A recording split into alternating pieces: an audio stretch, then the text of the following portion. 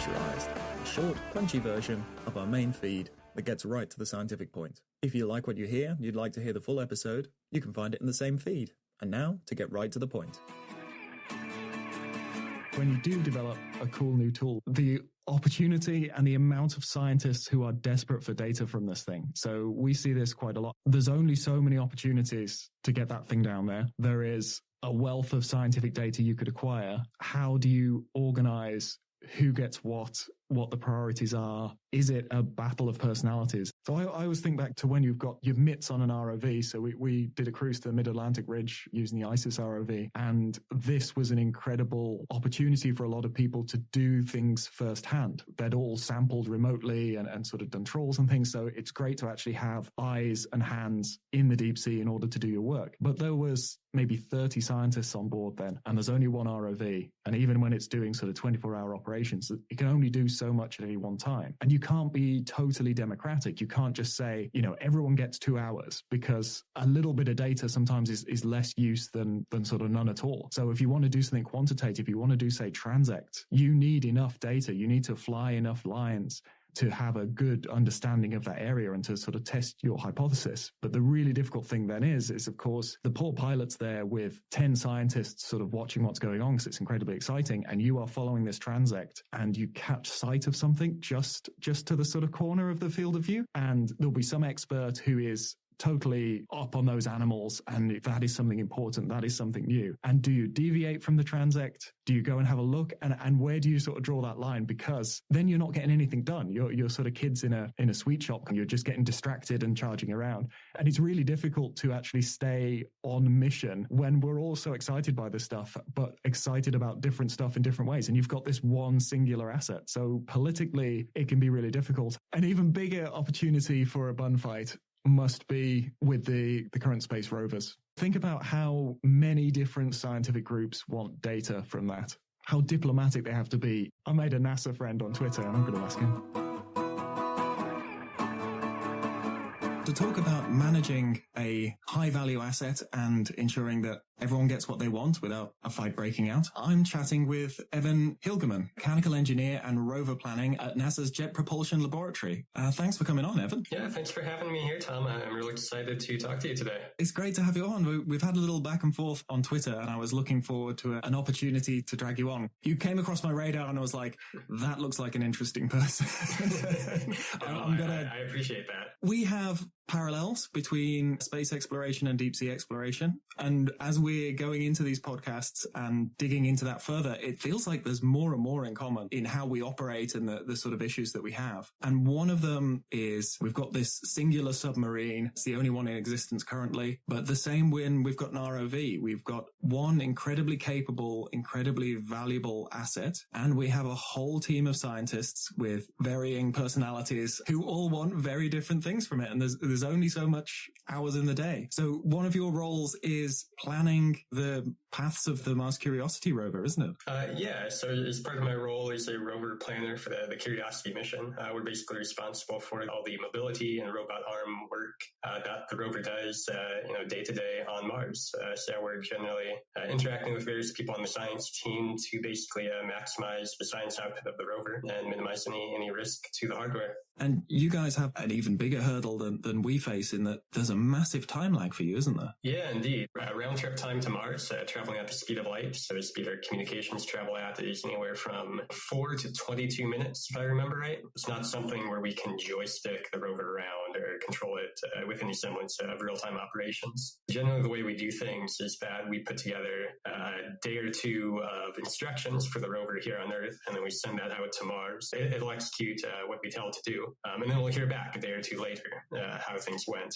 And you kind of repeat that over and over again, to operate the Mars rover. So, for example, yesterday I was on shift. I drove the rover, if you will. I put together a set of instructions that it's going to execute, and then that data from that drive will come back sometime this evening, and I will be anxiously awaiting it.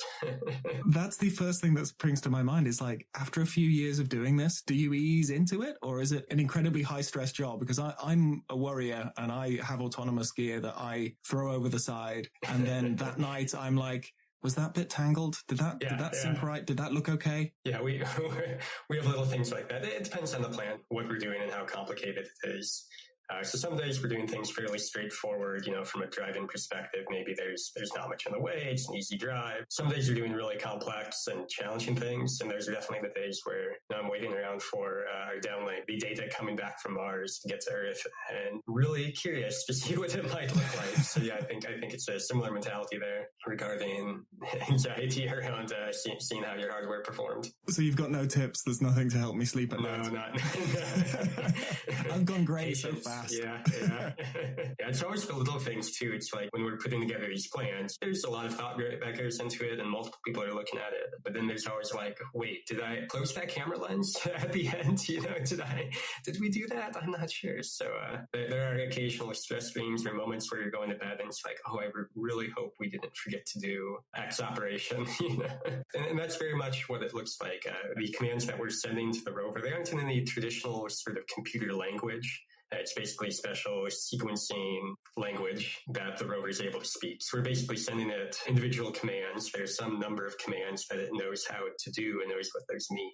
Very cool. And you've got different levels of, obviously there's quite a lot of intelligence in the rover itself, and there's almost manual control right the way up to some quite advanced decision making on the rover's end, isn't there? When we're driving the rover, we have a few different modes that we can drive in. The simplest is what we call blind driving, which is basically we're just telling the rover to like close your eyes and go 10 meters forward, or turn here and then go in that direction. That's great because it's simple, but it's not very accurate. One issue we have is what we call rover slip. Say if you're going through sandy soil or a little bit uphill, the wheels might spin a little bit. And the rover might think it went, 10 meters, but it actually only went 8 or something like that. The advantage is that blind mode is relatively quick. The rover doesn't have to stop and take pictures or anything like that. So it's our fastest, but also the least accurate mode of driving we have. The one that we use most frequently is called visual odometry, which is when the rover will go along and we might tell it to go, 10 meters forward, and it'll stop every meter and basically take a picture of the terrain. By building up that series of images, it can basically tell exactly how far it's moved in between those drive steps. So it's a bit slower. We have to stop and take pictures along the way, but it's much more accurate. So if the scientists decide, hey, there's a really cool rock over there,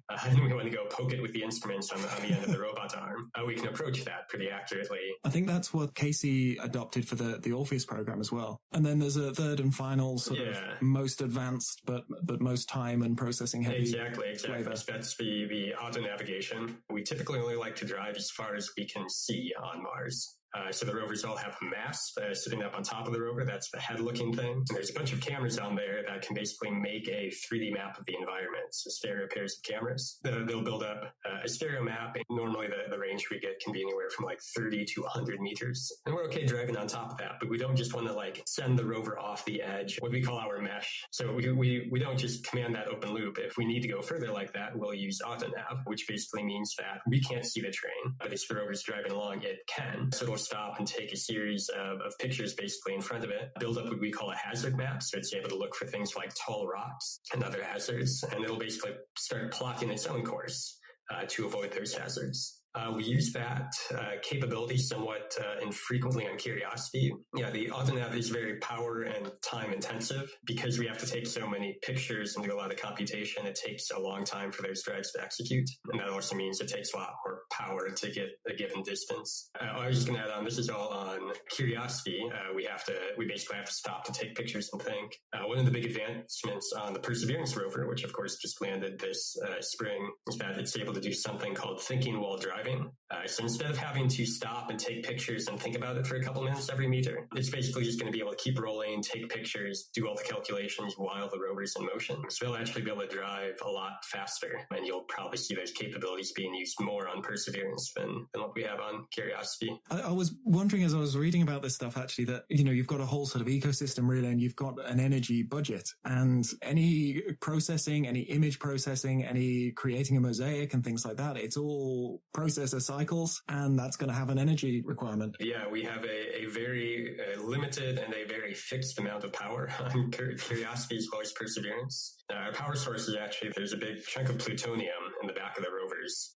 That's basically putting off heat, and we're able to convert that heat energy into electrical power. That's, great because it's a very predictable amount of power, but also relatively limited. The power source for Curiosity, when it landed, it put off something like 100 watts of power. So it's basically running off, a bright light bulb worth of power. Now, of course, we're using that to charge a battery, and then most of the operations of the rover are, run off the battery. But that's kind of the order of magnitude of our power source. And yeah, it's limited. So a lot of our activities might be limited by one of the other engineers, one of the systems engineers on the operations team saying like, hey, we only have enough power to drive 30 meters today and also get done the other things that we want to do. So that's as far as we're going to go because we just don't have power to do more than that. It's interesting that there's this like trickle essentially, and it's filling a tank, and you've got to sort of budget that tank. And you can.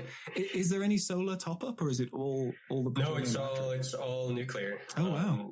Perseverance and Curiosity, Mars Exploration Rover, Spirit and Opportunity were both solar powered. That's actually a really interesting story because originally those missions were only planned to last 90 days on Mars because of the solar panels. Everybody thought they would get covered in dust, and after about 90 days, they just wouldn't have enough power to drive anymore. But what they found is that the panels were getting periodically cleared off by the wind on Mars. They actually think the rovers were occasionally getting hit by a little dust devil or something, which would clean off the solar panels and basically keep the rovers going longer. So Spirit and Opportunity, they were originally 90-day missions.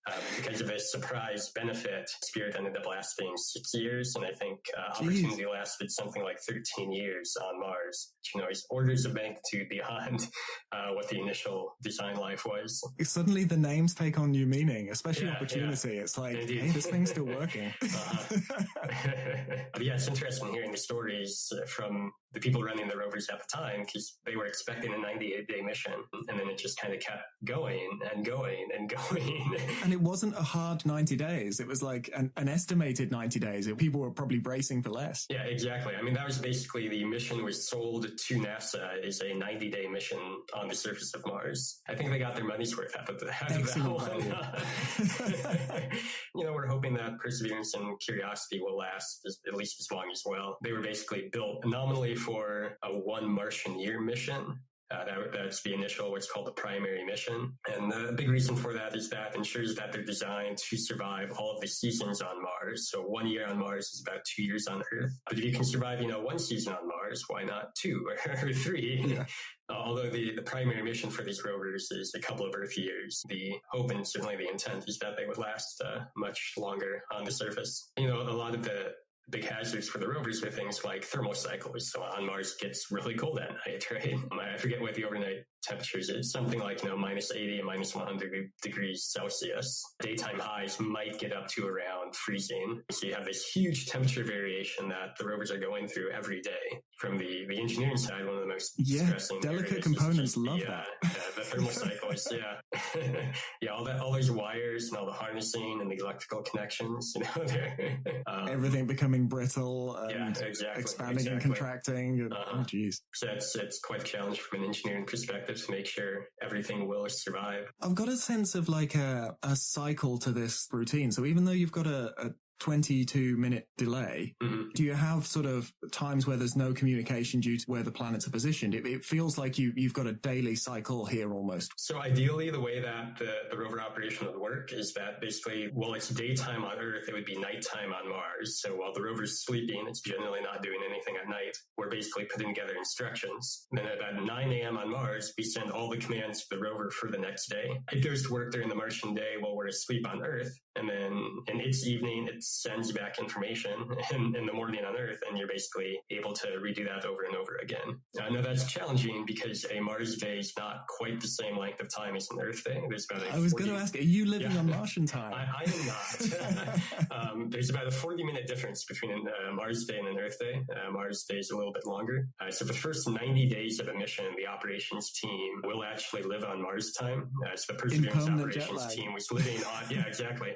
They were living on Mars time from February when it landed until sometime in May. That's very good for the rover operations because they're able to plan every day, and react to things relatively quickly. It's generally not as good for the people operating the rovers. They limit the duration of time that's done for. Later in the mission, we'll transition to a a schedule where it's more similar to, a normal Earth workday. And what that means is sometimes we basically have to plan 2 Martian days at a time instead of just one. Or on, Curiosity's been going around long enough, we'll plan an entire weekend's worth of activities for the rover, which might be 3 or 4 days of activities. And then the only time where we just can't communicate with the rover is something called conjunction, which is actually coming up this fall for Mars. But it's basically a period in its orbit when Mars is on the opposite side of the sun from Earth, and we can't send radio signals through the sun. So there's basically a 2.5 week blackout period where we are unable to talk to the rovers. Yeah. Does that feel like almost a summer break, and it'll come out the other side with fully charged batteries, and you've got loads of energy budget. It's rested up, a full battery if nothing else, because the activities that it's going to be doing, we can't pay attention, aren't going to be as energy intensive. So it's going to be doing a lot of environmental measurements. We do dust devil surveys. The cameras will swivel around and basically look for dust devils in the environment. So things like that are what it's doing when we can't talk to it for a while. So yeah, nice long-term fixed point environmental study. That's cool. Exactly, yeah. It's amazing the things that are currently being achieved in both of our spheres, but ever looking forward, universe is a tantalizing place with lots of interesting things to explore. What are the things that are really exciting you right now? And what's the sort of future technology that's going to allow us to do some new stuff? From the engineering side, you're seeing a lot of increase in autonomous systems and also making things smaller and cheaper and more efficient. So from the autonomous side, our rover does have autonomous capabilities, both Perseverance and Curiosity. We talked about that with the AutoNav. But generally, they're just following some fixed set of instructions. And then there are a bunch of reactive safety checks. So if something goes a little bit wrong, the rover will just stop what it's doing and radio back to Earth and wait for new instructions. You're seeing a lot of research into more autonomous systems, so robots that can actually survey an environment without necessarily getting feedback from Earth and just take a high-level science goal, find all the interesting rocks in this area, map out this region for us. And then by doing that, you're able to cover a lot more ground to get more science return and a lot less time because you don't have these constant feedback loops from Earth. You're seeing some proposals for small rovers on the moon. A lot of people are looking at lunar technologies now because there's a big push to return to the moon. And instead of having this big billion-dollar flagship class mission, which is what Perseverance and Curiosity are, what if we had 24 of these small little rovers, a little bit bigger than, let's say, the size of a little RC car or something like that. And they can all kind of rove around and independently explore, but also talk to each other and make kind of a network. And then what can you do with that sort of distributed sensing network compared to having one large rover on the ground? It's a different philosophy, and you almost need to adjust how you're gathering the data and what sort of data you're after. Yeah, and from the science side, it's very different since instead of having this mass spectrometer that weighs, 800 pounds on Mars, I'm going to have a dozen things. All they can do is tell the color of the rock or something like that. What useful information can you get from that? And a lot of times, lower fidelity data, but over a wide region and a lot of data points can be just as useful as having one very high value lander. We are finding exactly the same philosophy with our work because it was technically very difficult. You'd have this single very high value asset and you would try and cram everything onto it and do the best you could. But the arguments that we're bringing up is there's only so much you can do with that vehicle. Mm-hmm. And if it's it can lost, be in one place at a time. So. Yeah. And measuring sort of one set of things. So you do need to start with that single incredible asset. These things aren't sort of rival groups. I think you have to do you do the single film first. Sure. As much as these distributed systems are great, that comes after you've cracked it, and then it's about miniaturization. And you can definitely pair them, which I've seen done a bit in the ocean community, and we're doing on Mars now, where maybe you have one smaller, cheaper thing that is going along with a big, expensive thing. And that's what you're seeing with the Ingenuity helicopter working with Perseverance right now. Ingenuity originally was a technology demonstration add-on mission, so it wasn't baseline as any part of the science mission of Perseverance. Now it's been working so well that they're actually sending the helicopter out in front of the rover to scout out terrain, take pictures, see what looks most interesting, analyze the traversability of terrain for the rover. Now that small helicopter, which was this cheap add-on device, is now becoming a very valuable portion of the mission from a science perspective as well. So I like that mentality too, where it's we don't need to have only a $2 billion flagship or a small swarm of super cheap objects. We can have them work together and really maximize the output of these missions. You'd think that you guys would sort of be using the absolute sort of pinnacle technology, but is it true that you guys tend to favor actually quite old processors with really, really known parameters? Is there an old Apple processor in one of the rovers right now? Yeah, we have both a blessing and a curse called a heritage technology. The prevailing wisdom is that if it's flown in space before and it worked, we can fly it in space again.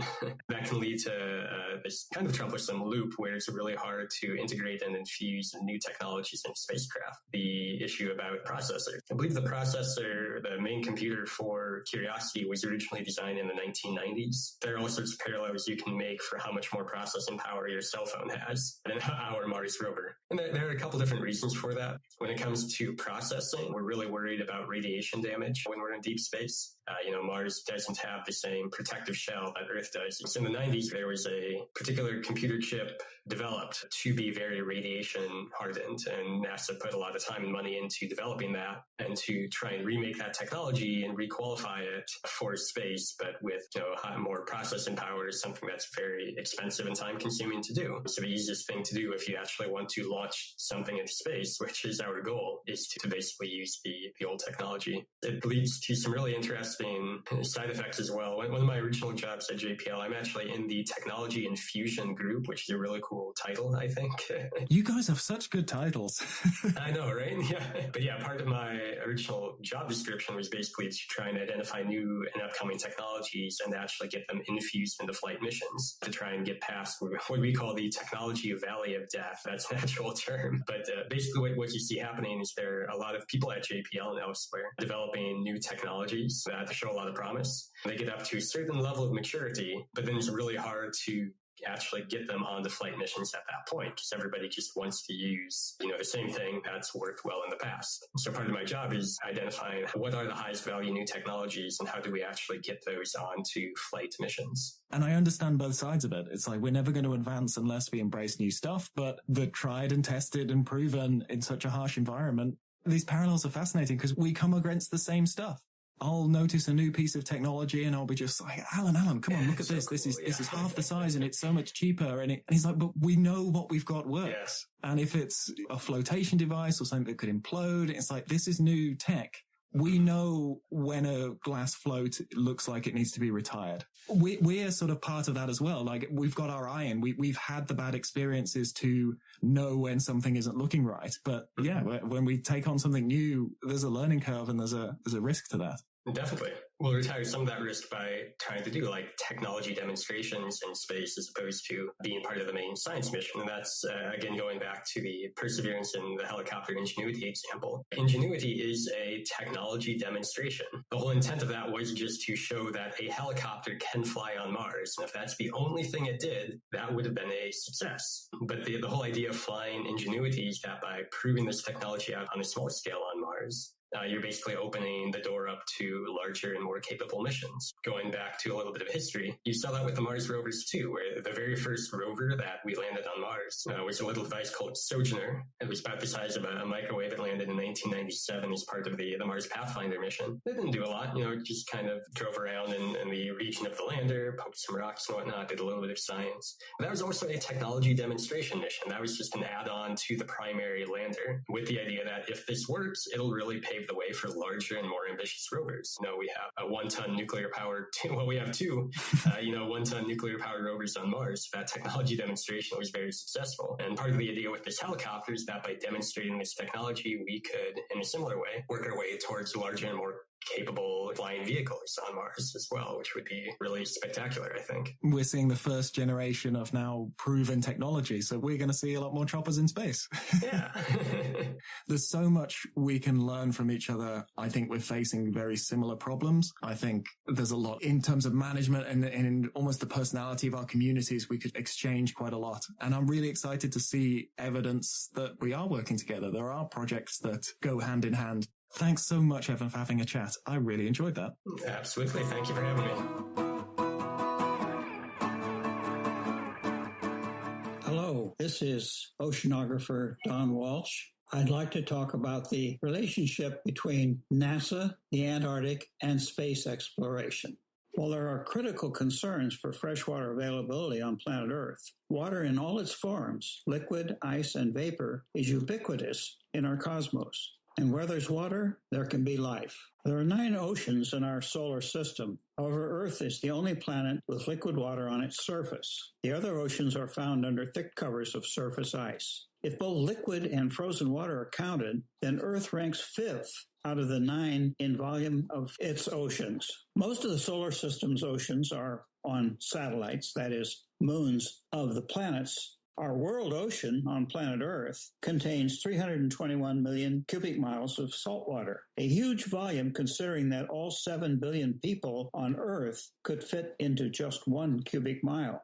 In our solar system, the largest ocean is on Ganymede, a moon of Jupiter. It has an estimated water volume 8 times greater than our world ocean. Most impressive are the calculated ice thickness of 62 miles and a depth of 93 miles. The most studied moon is Europa, the 4th largest of Jupiter's 79 moons. In the mid-1990s, Europa was one of the earliest places NASA studied using flybys of spacecraft looking for water and life in our solar system. While smaller than our moon, it ranks 4th in water volume of the 9 solar system oceans. Europa's icy surface is about 10 miles thick, which covers an ocean 60 miles deep. It's estimated to have twice the water volume found on Earth. Direct measurements of these extraterrestrial oceans are not possible without the use of landers such as the Curiosity family that have visited Mars. But remote data from spacecraft flybys, land-based telescopes, and several other analytical means have helped in gathering data.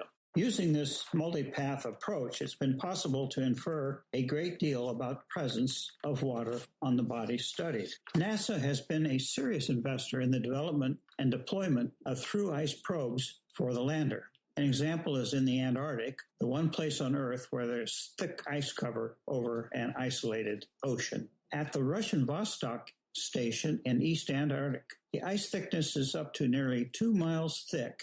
Under the ice is a 3,300-foot deep Lake Vostok, the 19th largest lake in the world. It's about the size of Lake Ontario between Canada and the United States. In 2014, a prototype probe penetrated the ice into the lake, and there it found evidence of life which may have been sequestered there for nearly 15 million years. However, Lake Vostok is only one of about 350 lakes beneath the Antarctic ice cover. So there is much research to be done by NASA and other space agencies as we try to learn more about our solar system. More important than finding and assessing quantities of water is the search for life forms in the solar system. For life to occur, the essentials are water and organic compounds, together with an environment that helps to incubate origins of life. NASA's astrobiology program, begun in the 1990s,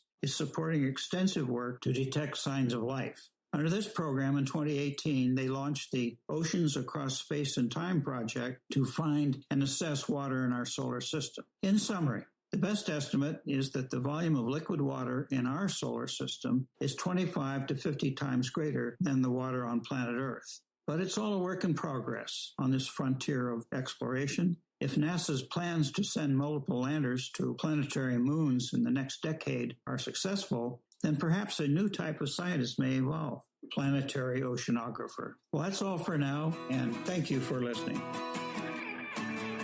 And that was a pressurized version of one of our longer episodes. If you enjoyed that and you would like to hear the full-length episode, just match the episode numbers and you'll be able to find the full-length version in the feed. Thanks for listening. We'll deep see you next time, and I abyss you already.